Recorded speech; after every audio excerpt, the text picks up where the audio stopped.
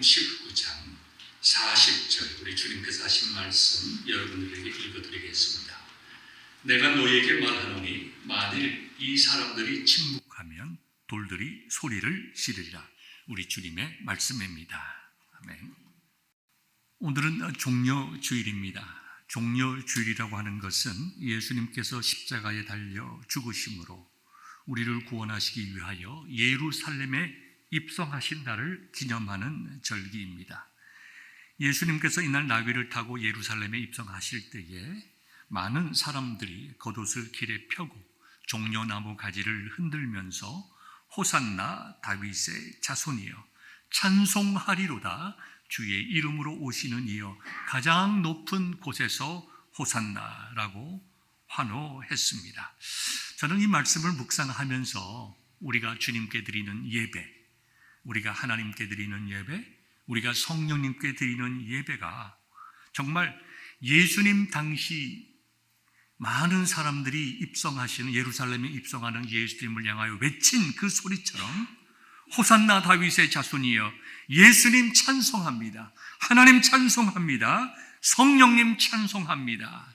이처럼 저와 여러분들의 예배가 외침이 하늘에 상달되는 기쁨과 감사가 될 수 있기를 주님의 이름으로 축원합니다.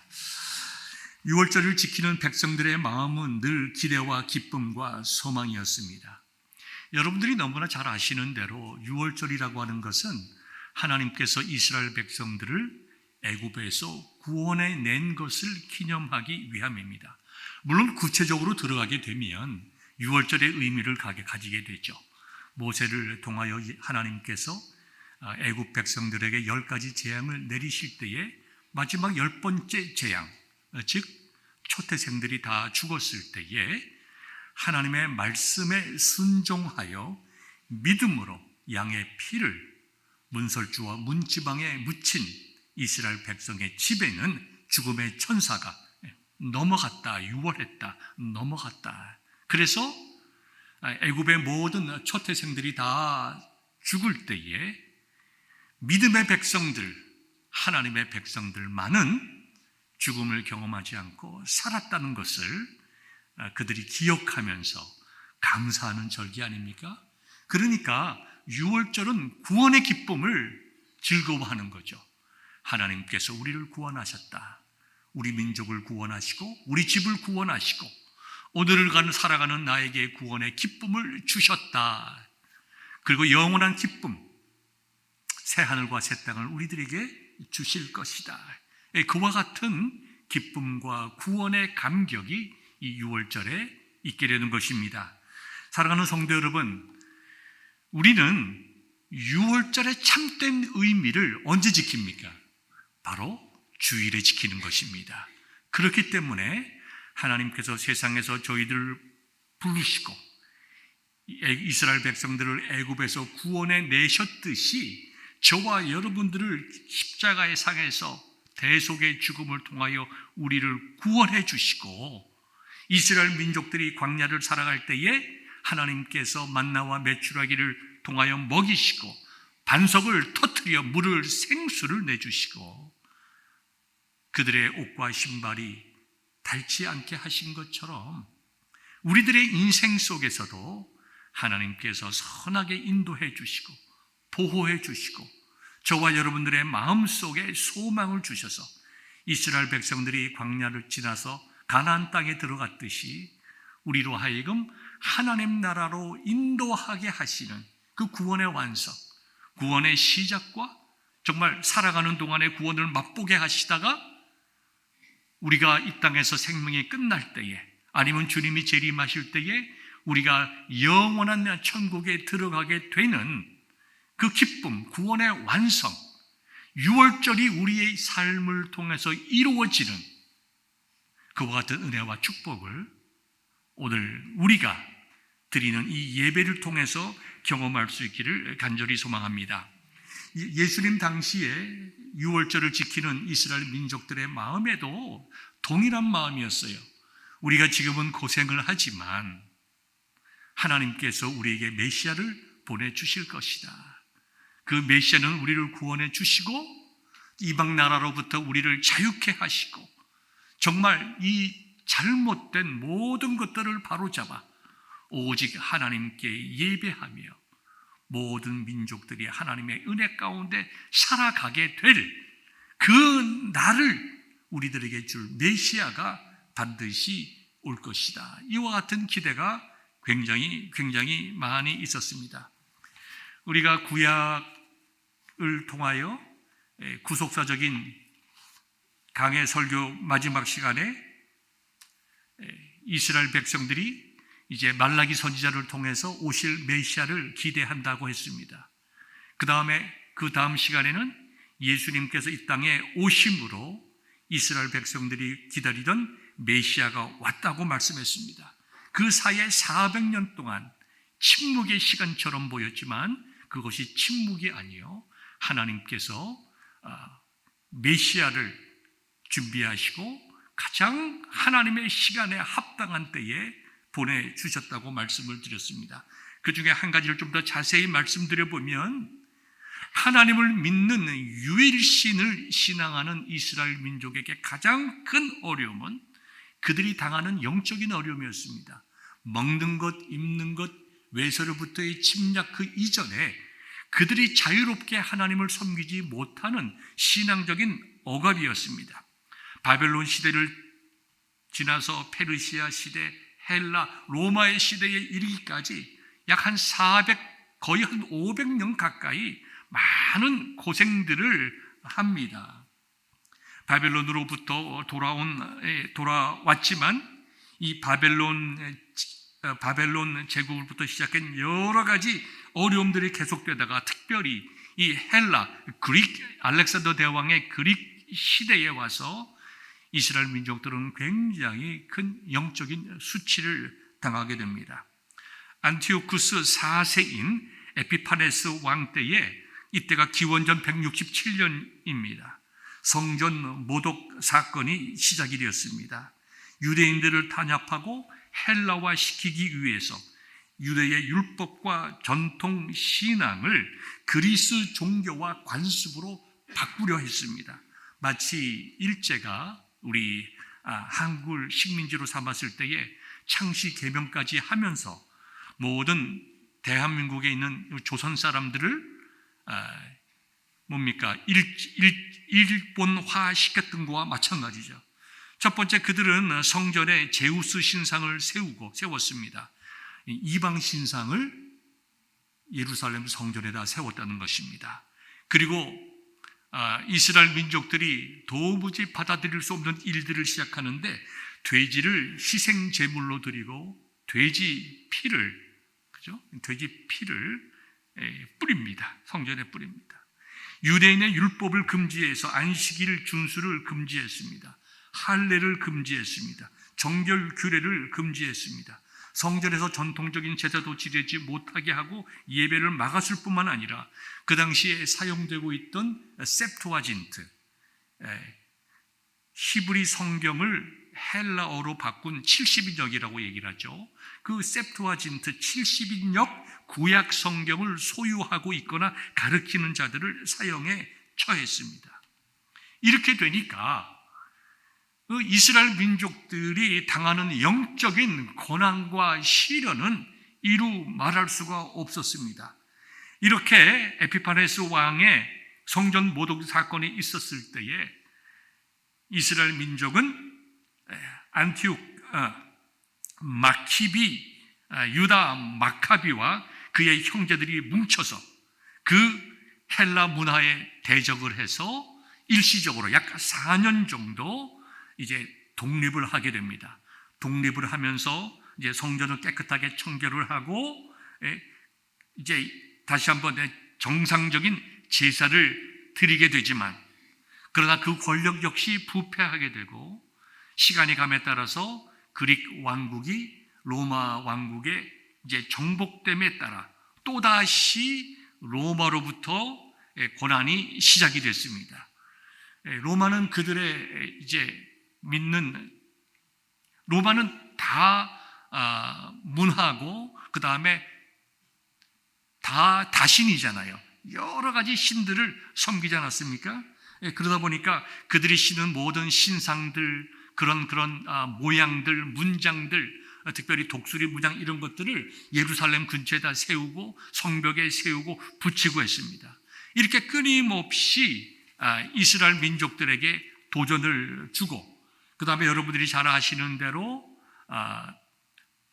본디오 빌라도, 예수님 당시 있었던 총독이었던 본디오 빌라도의 같은 경우에는 황제의 형상을 이제 예루살렘에 들여 올리다가 그거를 극심한 반대를 받고 철회하는 그와 같은 갈등이 있었다는 것입니다. 그 다음에 빌라도는 성전에 있는 여러 가지 금은 보화들을 강제로 끄집어내서 여러 가지 치수 사업을 위하여 그것을 쓰려고 했습니다. 그 다음에 대제사장직이 로마에 의하여 임명이 됐습니다. 그러니까 제사장부터가 그 신분과 그 모든 것들이 다 잘못되어졌다는 얘기죠. 이렇게 대를 이어가면서 몇백 년 동안 심각하게 훼손되어 온 이스라엘 민족의 하나님 신앙이 사람들의 마음속에 정말 간절한 마음을 주었다는 것입니다. 그 간절한 마음을 통하여 하나님께서 이 시대에 우리가 이 민족을 구원할 메시아를 우리에게 보내주셔서 저렇게 본디오 빌라도가 성전에 귀한 예물들을 꼬집어내서 세속적인 용도에 사용하려고 하고, 정말 세습을 통하여 정말 하나님께서 세우라고 말씀하신 대제사장직을 로마가 임명을 하고 돈을 주고 사고 파는, 권력을 사고 파듯이 대제사장직을 사고 파는 이와 같은 정말 타락한 시대 속에서 하나님 우리에게 메시아를 보내주셔서 이 모든 일들을 해결하여 주옵소서.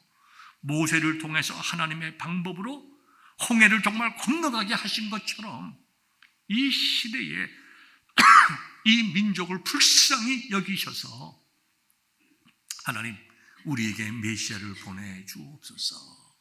이와 같은 그 열망이 일주일 동안 계속되었던 6월절 축제 기간 동안에 뜨겁게 타올랐다는 것입니다.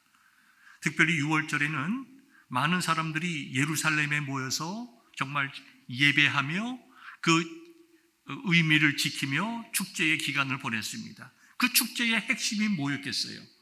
우리에게 메시아를 보내주옵소서.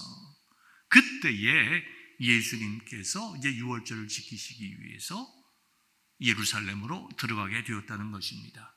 오늘 본문의 말씀을 보면 예수님께서 감람산 위에서 이렇게 아래로 내려가시게 되었습니다. 누가복음 19장 37절인데요. 감람산 내리막길에 가까이 오시매. 여러분 잘 아시다시피 예루살렘 성이 이렇게 예루살렘이 있으면 옆에 이렇게 오른동쪽에 감람산이 있습니다. 예루살렘보다 약간 낮죠. 그래서 예루살렘에서 내려가서 이렇게 올라가게 되어 있습니다. 내리막길에 가까이 오매 제자의 온 무리가 자기들이 본 바 모든 등한 일로 인하여 기뻐하며 큰 소리로 하나님을 찬양하며 이르되. 자, 여기 보면 제자라고 하는 것은 예수님의 12 제자뿐만 아니라 예수님을 따른 이너서클에 있는 그 사람들, 헌신된 정말 예수님의 제자들이 있었다는 것입니다. 그리고 많은 이적과 기적을 본 사람들, 특별히 이 본문에 나와 있지는 않지만 이 상황을 우리가 볼 때에 예수님께서 이 일이 있기 얼마 전에 베다니에서 죽은 나사로를 살리셨습니다. 그러니까 죽은 나사로를 살리신 예수님에 대한 기대가 얼마나 컸겠습니까? 그리고 그 당시에는 약 10만 명 정도의 유대인들이 예루살렘에 이렇게 이동해서 열흘 정도의 축제를 이렇게 벌였습니다. 유대인, 이제 이스라엘 남자라고 하면 누구나 일생에 한 번은 예루살렘에 내려가서 6월절 축제를 지키며 하나님께 제사들을 드리는 것이 정말 그들의 소망이기도 하고 그들의 마음과 삶 속에는 의부처럼 생각이 되었습니다. 그리 수많은 사람들이 내려와서 텐트를 치고 예루살렘 중심으로 있었을 텐데, 주로 여기 본문에 나와 있는 배경에 있는 사람들은 아마도 갈릴리 지방의 사람이었을 것입니다. 예수님의 가르침을 보거나 예수님께서 병든 자들을 고치시고, 그 다음에 귀신 들린 자들을 물리쳐 주시고, 귀신을 물리쳐 주시고, 정말 가난하고 소외된 사람들을 불쌍히 여기셔서 그들에게 은혜와 긍휼, 치유함을 베풀어 주신 것을 보고 정말 놀랍고 기쁘고 감격하며 따랐던 그 무리들이 아마도 대부분의 사람들이었을 것입니다. 그들이 하나님을 찬양했다고 그랬어요. 1차적으로 하나님을 찬양했다고 했습니다. 어떻게 찬양했냐면, 찬송하리로다 주의 이름으로 오시는 왕이여, 하늘에는 평화요 가장 높은 곳에는 영광이로다. 이렇게 하나님을 찬양했습니다. 하나님을 왜 이렇게 찬양했겠습니까? 하나님께서 이 시대에 우리에게 메시아를 보내주셨다는 것입니다. 누굴까요? 예수 그리스도의 메시아 되심, 그것을 그들이 믿음으로 고백하며 찬송했다는 것입니다. 여러분 생각해 보십시오. 예수님께서 오병이어의 기적을 통하여 많은 사람을 먹이셨을 때에, 눈먼 자의 눈을 뜨게 하셨을 때에, 죽은 자를 살리셨을 때에, 그리고 무엇보다도 눈물 흘리고 가난한 자들의, 소외당한 자들의 편에 서 쓰셨을 때에, 그 유월절을 통하여 고통과 가난과 핍박과 영육 간의 억눌림을 받는 일반 민중들의 심령과 이게 그대로 이게 맞아떨어지는 거예요. 감정의 증폭과 영적인 욕구의 증폭이 되는 거예요. 그래서 그들은 예수님을 향하여 그렇게 높이 외쳤던 것입니다. 하나님은 우리의 구원이십니다. 우리의 민족을 구원해 주셨듯이 오늘 이 시대에 우리를 구원해 주실 메시아를 보내주신 것을 감사합니다. 예수님은 왕이시요 우리를 구원하시는 하나님이십니다. 우리의 메시아이십니다. 이렇게 그들이 외쳤던 것입니다. 사랑하는 성도 여러분, 우리의 신앙이, 저와 여러분들이 드리는 이 예배가 동일한 외침이 있기를 바랍니다. 이스라엘 민족들이 하나님께서는 우리의 구원자이십니다. 이 시간 저와 여러분의 심령 마음속에도 하나님만이 우리의 왕이십니다. 하나님 찬양합니다. 우리에게 메시아 예수 그리스도를 보내주셔서 우리로 하여금 하나님께 예배하게 하시고 구원받은 사람으로 살아가게 하시고, 이 시대를 살아가는 동안에도 하나님의 은혜를 누리며 소망 가운데 하나님을 보게 하시며 소망 가운데 하나님의 나라를 바라보게 하시니 하나님 찬양합니다. 하나님 영광 받아 주시옵소서. 예배드리는 여러분의 마음속에, 예배자의 심령 속에 예배의 핵심이 정말 잃어버리지 않고 날마다 풍성해지시기를 주님의 이름으로 축원합니다. 이렇게 사람들이 외칠 때에 무리 중에 어떤 바리새인들이 말했습니다. 선생이여, 당신의 제자들을 책망하소서. 다르게 말하면 이 사람들이 참 어리석습니다. 하나님을 모독하고 있습니다. 어떻게 당신 예수님 선생님을 향하여 메시아라고 이렇게 이야기할 수가 있습니까? 이 어리석은 사람들을 책망하십시오. 이들이 신성 모독으로 벌을 받지 않을까 두렵습니다. 그러나 사실 그들의 마음속에는 어떤 마음이 있었을까요? 예수님에 대한 불신앙이 있었다. 많이 배운 사람들이고 많이 가진 사람이었지 모르겠습니다. 상대적으로 갈릴리 시골 사람들이 아니에요. 바리새인들은 중산층의 사람이긴 했지만 상대적으로 가진 사람이고 배운 사람들이 많이 있었습니다. 그러나 그들이 가지고 배웠다 하더라도 예수님께 대한 바른 믿음이 없었을 때에 그들의 입에서 나오는 것은 불평이에요. 불신앙적인 이야기예요. 하나님을 거부하는 일이요, 메시아를 거부하는 말이 나왔습니다. 그때에 오늘 본문의 말씀이죠. 우리 예수님께서 이렇게 말했습니다. 내가 너희에게 말하노니 만일 이 사람들이 침묵하면 돌들이 소리 지르리라. 이렇게 말씀하심으로 예수님께서 메시아이심을 선포하시고 사람들뿐만 아니라 온 이 메시아 구원이라고 하는 것은 온 우주 만물에 이르기까지 작은 돌, 작은 풀들에 이르기까지 메시아가 오시는 은택을 받게 될 것이다. 온 우주 만물이 죄로 말미암아 저주 가운데 있었지만 메시아 되시는 예수님이 오심으로 온 우주 만물이 새롭게 복을 받게 될 것이다. 그 기쁨을 온 세상이 외치게 될 것이다. 이렇게 말씀을 하셨습니다. 사랑하는 성도 여러분, 저는 오늘 본문을 통해서 여러분들에게 두 가지 말씀을 드리고자 합니다. 첫 번째는 이제 우리 본문의 내용을 이해했으니까 첫 번째는 우리가 좀 주님의 마음을 가질 수 있기를 바랍니다. 주님의 마음을 이해했으면 좋겠어요. 제가 대학교 1학년 때입니다. 오래전이죠. 벌써 한 5, 6년, 7, 8년 전이니까 아주 옛날입니다. 그때에 이제 우리가 1학년 교양 과목을 들었는데 물리학 과목을 들었습니다. 교양 과목들은 보통 2개 과가 이렇게 같이 공부를 해서 저희 과와 화학공학과 이 두 과가 같이 모여서 이제 교양 일반 물리를 듣게 되었습니다.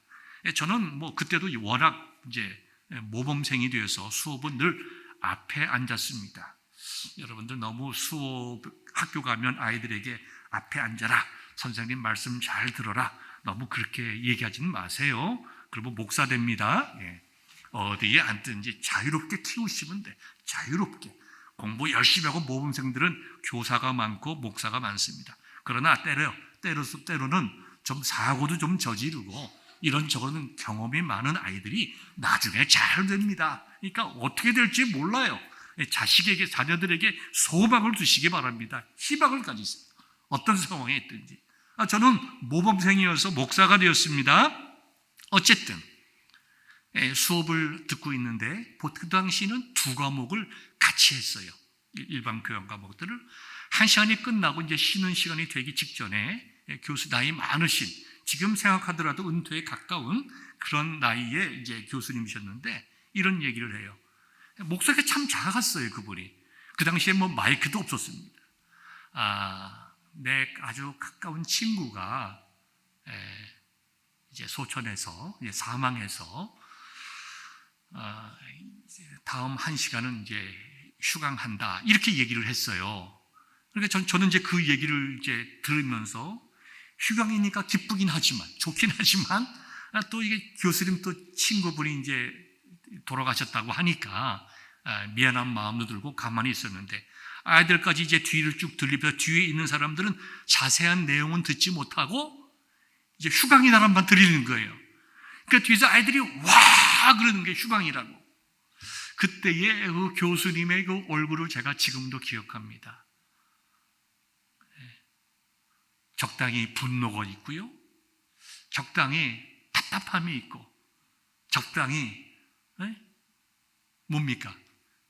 참 아이들이 참 이게 철이 없구나 하는 이렇게 씁쓸한 표정을 제가 지금도 그 조그만 했던 그 물리학 선생님의, 교수님의 얼굴을 기억합니다. 그러니까 예수님께서도 그러셨잖아요. 하나님 아버지, 저들을 용서하여 주옵소서. 저들이 자기가 하는 일이 뭔지 알지 못합니다. 그러니까 얼마나 주님의 마음이 답답했겠어요. 자, 지금 봅시다. 예수님께서는 지금 왜 예루살렘 성으로 들어가시죠? 십자가에서 죽게 되실 것을 아시고 무겁고 힘든 마음으로 들어가시는 거예요. 그런데 그 모든 예수님의 마음을 알지 못하는 사람들은 예수님으로 인하여 받은 그 모든 혜택과 예수님으로부터 받을 혜택으로 인하여 기뻐하고 즐거워하는 모습을 우리는 볼 수 있습니다.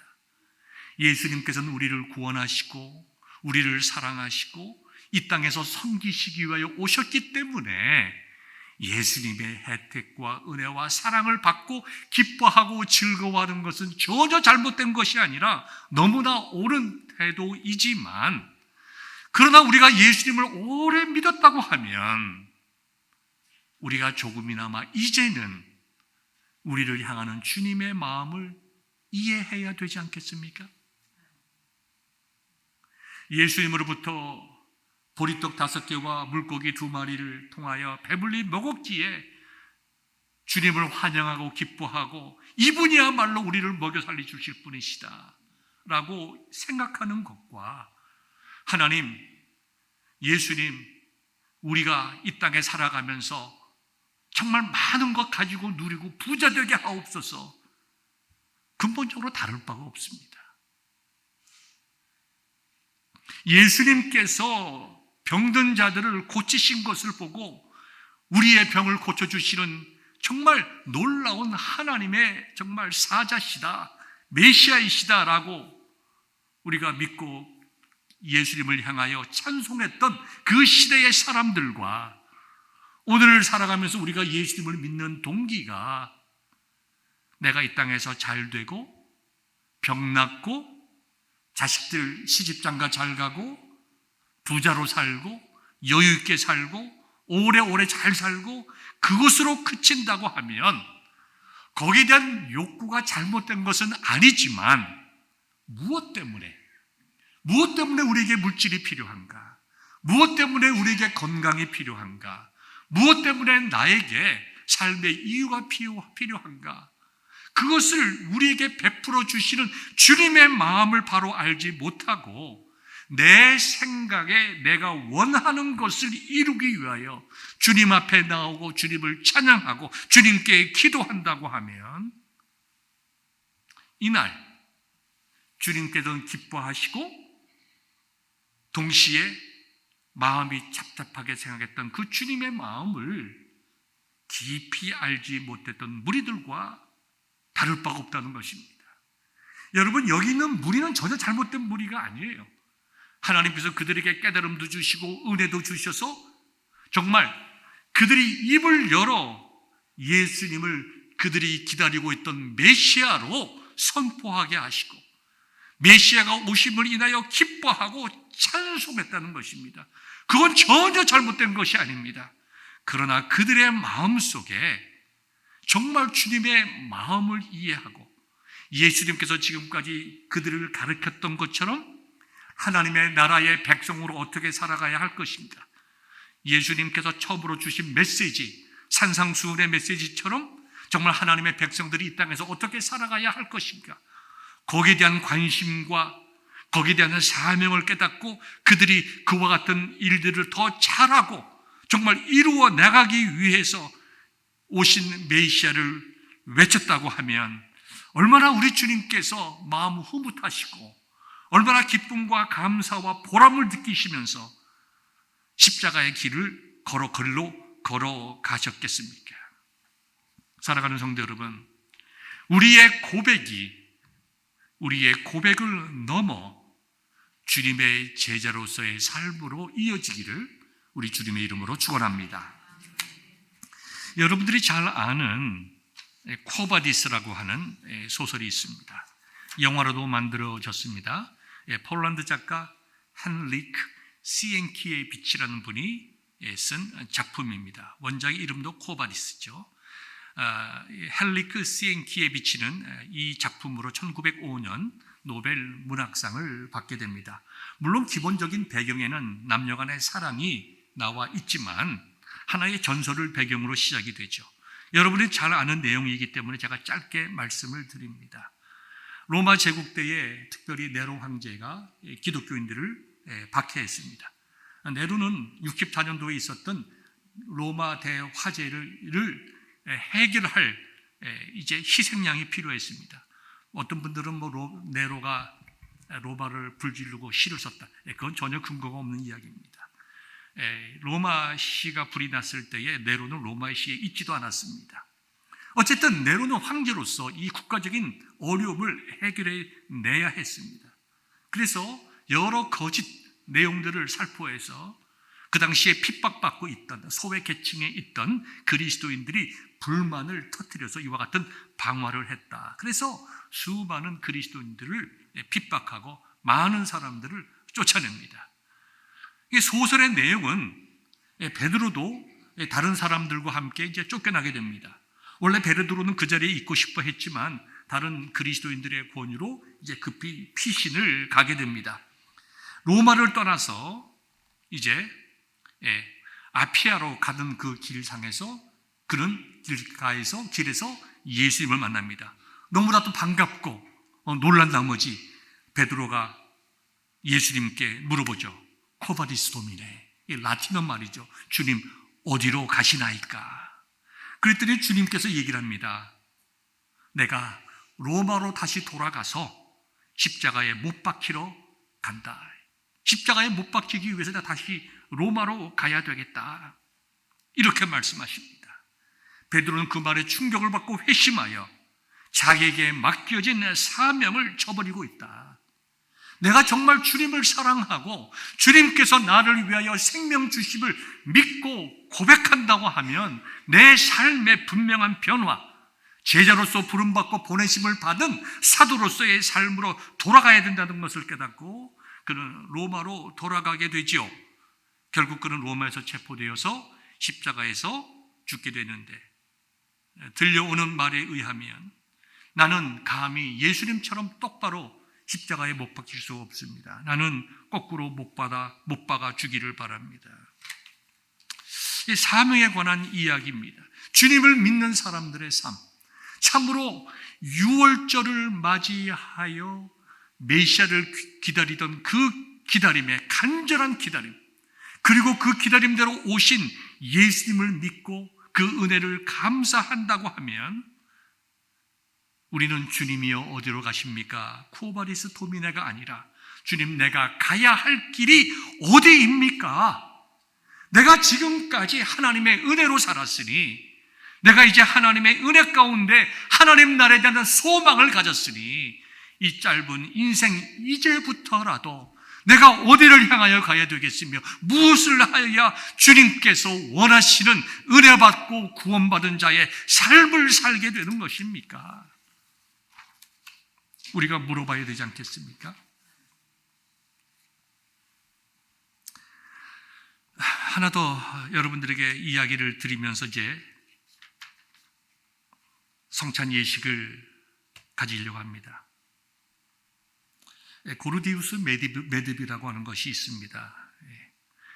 현재 그 터키 중서부 지역에 있는 고대 프리지아 왕국의 수도가 고리디움입니다. 이 고리디움에는 프리지아의 옛 왕 고르디우스가 메어놓은 특별한 매듭이 있습니다. 이 매듭은 너무나도 정교하고 딱 단단하게 엮여져 있기 때문에 많은 사람들이 풀지를 못했어요. 이 고르디움이라고 하는 시티에는 그래서 한 전설이 내려오게 됩니다. 누구든지 이 고르디움의 매듭을 푸는 자는, 고르디우스의 매듭을 푸는 자는 이 땅의, 즉 아시아의 지배자가 될 것이다. 그래서 아시아를 지배하고자 하는 많은 용사들과 장군들이 그 매듭을 풀려고 했지만 아무도 그 매듭을 풀지 못했습니다. 기원전 333년 알렉산더가 이제 아시아를 정복하기 위해서 페르시아 원정을 떠납니다. 그리고 고르디움에 도착했어요. 그 역시 아시아 지역을 정복하기 위해서 그 매듭을 풀기를 원했지만 도무지 그는 풀지를 못했습니다. 이 알렉산더가 생각을 바꾸게 됩니다. 칼을 뽑아서 단칼에 그 매듭을 잘라버렸습니다. 그리고 이렇게 말한 것으로 전해집니다. 매듭을 푸는 방법은 하나뿐이 아니다. 이것은 기존의 생각의 틀을 바꾸는 거죠. 기존의 생각의 틀을 바꿈으로써 문제를 해결하는 거죠. 사랑하는 성도 여러분, 우리들의 신앙의 문제가 뭘까요? 오늘 우리가 성찬 예식합니다. 우리가 다 알아요. 나를 위하여 예수님께서 생명 주셨다. 그 예수님을 내가 믿음으로 구원받았다. 우리들에게는 하나님 나라가 소망되어져 있다. 내가 오늘 죽는다 하더라도 내 영혼은 주님의 품에 있게 될 것이다. 우리가 너무나 다 잘 알지만 우리의 실생활 속에 들어가면 우리의 신앙과 우리의 고백과 우리의 믿음과는 동떨어진 전혀 다른 현실이 우리 앞에 벌어지고 있잖아요. 우리들의 실질적이고 구체적인 생각과 관심이 복음적인가? 내가 정말 이 시간 내가 하나님께서 나에게 소원 하나를 말하라고 한다면 내가 소원이 과연 복음적이고 신앙적인 소원이 될 것인가? 정말 우리가 자녀들에게 그렇게 믿음으로 살려고 해놓고 아이들이 결혼하고 시집장가가 갈 때가 되면 직업이 뭔데? 돈이 얼마나 많은데? 무엇이 중요한가에 대해서 우리가 믿는 것과 우리의 삶을 통해서 실천해 나가는 것에 수많은 차이 때문에 저와 여러분들이 말씀을 증거하는 저 역시 고민하고 고통당하고 괴로워하는 것 아닙니까? 우리는 생각을 정말 고르디우스의 매듭처럼 우리가 생각을, 관념을 틀을 바꿀 필요가 있습니다. 그것은 제가 오늘 여러분들에게 마지막으로 전하고 싶은 것, 오늘 성찬 예식을 통하여 여러분들과 나누고자 하는 것입니다. 우리가 복음을 위해서 살아가는 것입니다. 너무나 심플하고 너무나도 기운 빠지는 이야기입니까? 아닙니다. 제가 오래전에 제가 고등학교 다닐 때 읽은 문학서적에서 이런 글이 나옵니다. 일본의 굉장히 유명한 무사가 칼로 쇠 봉을 자릅니다. 아무도 자르지 못하는데 오직 그 무사만 칼로 자릅니다. 그러면 그 사람의 칼이 특별한가? 그것 아닙니다. 그 무사가 자른 그 칼로 동일한 봉을 다른 사람에게 자르라고 했을 때 다른 사람은 자르지 못하고 다 칼이 부러졌습니다. 그의 제자가 얘기를 합니다. 선생님, 왜 아무도 못 자르는 그 쇠봉을 선생님만은 자를 수가 있습니까? 그럴 때에 이 무사가 자기 제자에게 이렇게 말을 했다고 합니다. 지금 이 봉이 보이느냐? 이 봉을 자르기 위해서 칼을 내려치면 반드시 칼이 잘라질 것이다. 생각을 바꿔라. 봉이 여기 있다고 생각하지 말고 이만큼 한 팔 밑에 있다고 생각해라. 그래야 그 밑에 있는 쇠봉을 자르기 위해서 이거는 목표가 아니라 당연히 지나가야 할 과정이다. 목표와 과정을 혼돈하지 마라. 정말 내가 자르고 싶어하는 그 봉이 그 칼보다 한 수 아래 있다고 생각해야 너는 그 봉을 자를 수 있게 되는 것이다.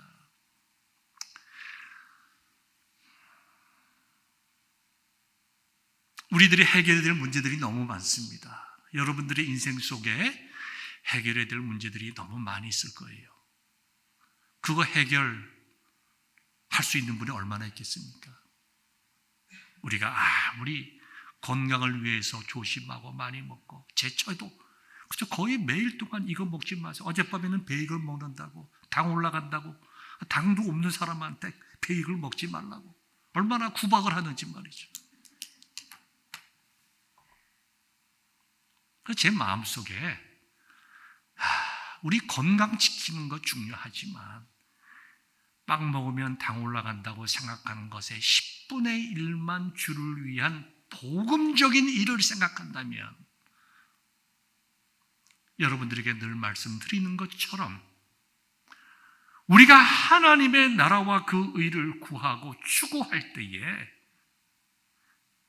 진정으로 사명을 가지고 살아가는 자에게 우리가 그 사명을 다 이룰 때까지 하나님께서 우리 건강 지켜주시고 필요한 물질을 주시고 가정의 평안을 주시고 자녀들에게 은혜 베푸시다고 하는 것을 믿고 생각에 변화를 가져와야 되는 것입니다.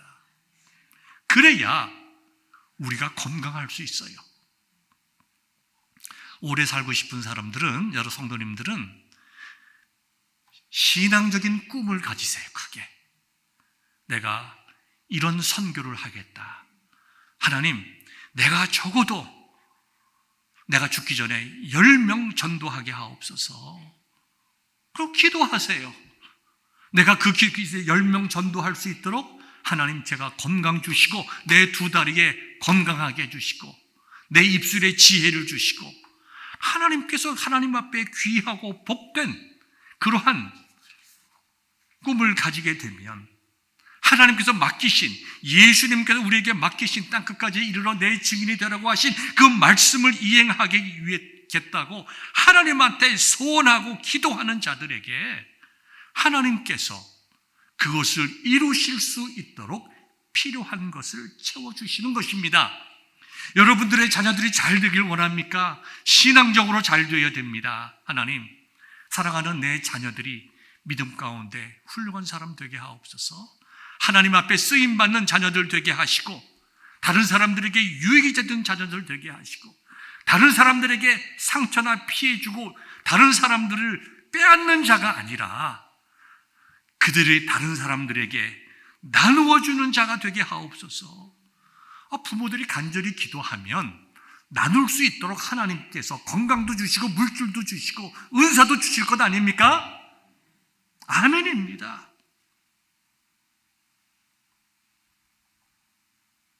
우리는 성찬식을 나누게 됩니다. 사랑하는 성도 여러분, 우리가 주님의 마음을 생각해 봅시다. 우리가 주님의 마음을 기억하고 정말 우리가 성찬을 할 때에 예수 그리스도의 십자가의 보혈을 기념한, 나를 위하여 생명 주신 예수 그리스도의 죽으심을 기념한다는 것이 지금 이 시간 나에게 어떤 의미인가? 단순하게 내가 구원받았다는 그 의미인가? 내가 천국 간다는 그 의미인가? 아니면 예수님께서 내가 너를 하나님의 자녀로 삼은 것은 너를 통하여 이루고자 하는 나의 계획과 꿈이 있다. 하나님, 그것이 무엇인지 깨닫게 하시고 나머지 삶을 그것을 위해서 헌신하게 하시고 내 삶의 우선순위를 바꾸게 하시고 내 정말 생각의 패러다임을 바꾸게 하시고 결단할 것을 결단하게 하시고 끊을 것을 끊게 하시고 믿음으로 붙잡을 것을 붙잡게 하옵소서. 하나님의 영광과 예수 그리스도의 복음을 바라보며 우리 자신을 드리게 하여 주옵소서. 이와 같은 결단이 이번 성찬 예식을 통해서 우리에게 있을 때에 하나님께서 성령을 통하여 우리에게 은혜를 베풀어 주시고 회개하게 하시고 깨닫게 하시고 우리의 나머지 삶을 어떻게 살아가게 하실지 길을 열어주실 줄 믿습니다. 이와 같이 성찬식이야말로 6월절의 참된 신약적인 의미임을 깨닫고 귀하고 복된 은혜를 나누는 저와 여러분 될 수 있기를 주님의 이름으로 축원합니다.